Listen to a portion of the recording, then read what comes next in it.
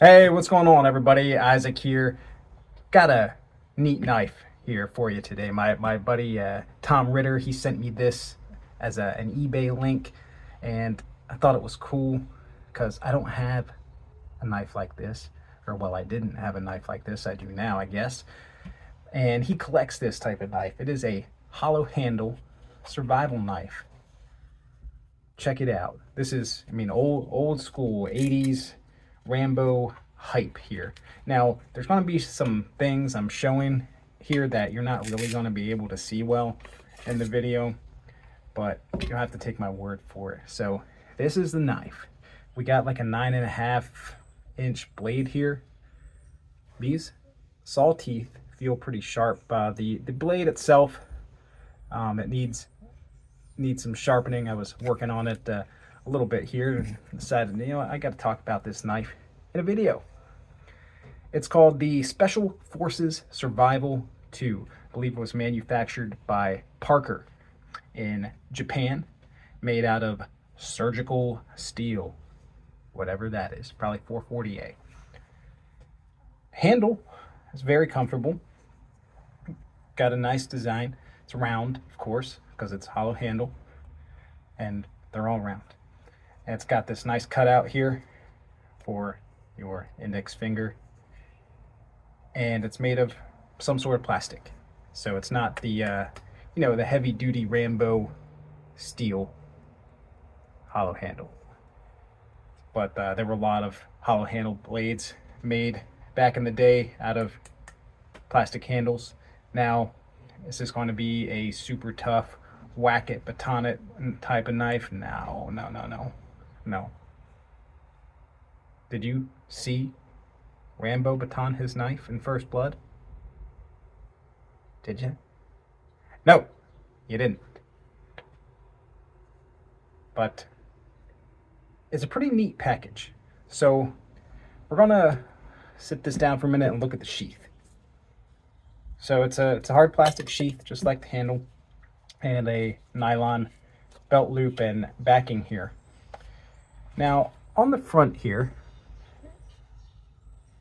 I know you can't read that, but it says Morse code, and it has the Morse code alphabet from here to here for use in emergency situations. So if you have a flashlight or something, you can like signal your Morse code, or hey, if you're lost and you find some sort of old telegraph station, maybe you can reach somebody. It also has international ground to air signals. So we got, these lines that says required doctor, serious injury. A W says require aircraft, merchant.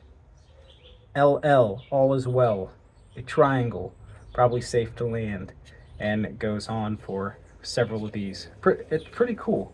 You can put those symbols on the ground out of branches, if you're lost somewhere. Now onto the back. So this backing lifts up, and we've got a signal mirror here. So if you hit that in the light just right, maybe you can use some Morse code with this as well.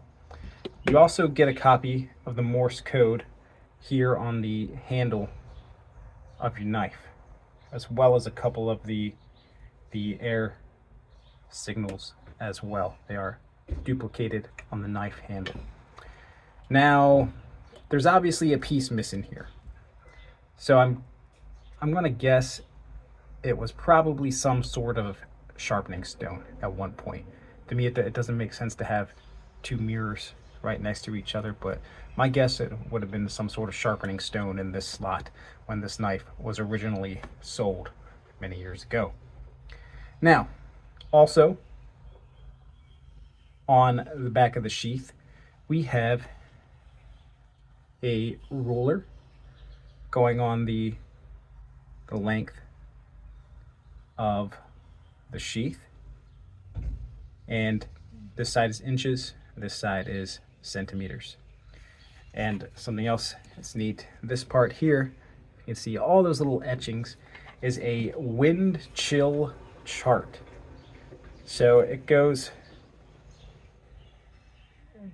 there's a wind speed in mile per hour, you know, on your vertical line here, and air temperature on the horizontal.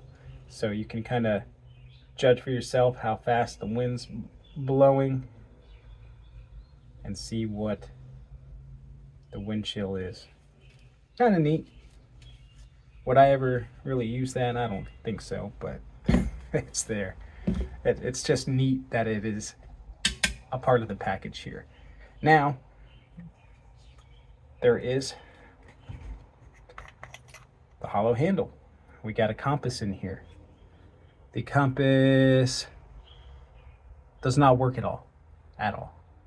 I am looking towards the south, and it's telling me I'm looking west, okay?